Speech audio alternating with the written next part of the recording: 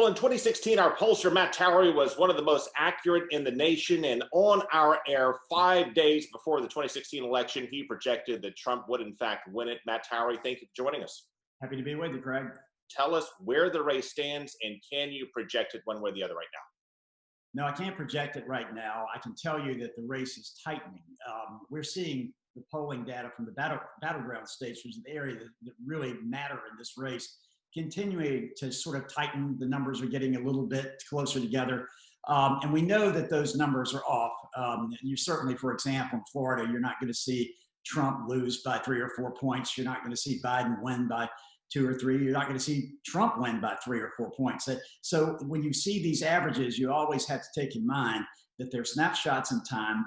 They are really having a hard time finding people to poll who will tell how they really want to vote. So you have to take them with a big grain of salt. You have to understand that these are just averages. So right now, it's anyone's race. What effect will the final debate have on the race, you think?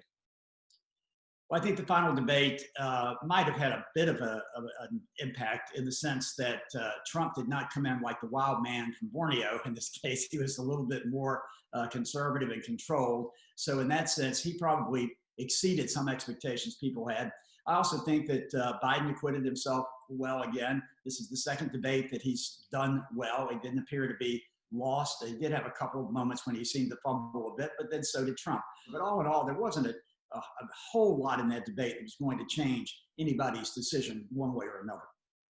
If the final debate is not a game changer, and if there are even 3% out there who are late deciders, not very many, but in a state decided by 1.2%, 3% can go a long way in Florida, certainly the upper Midwest as well. If not the debate, then with the few days we have left, what could shake up the race?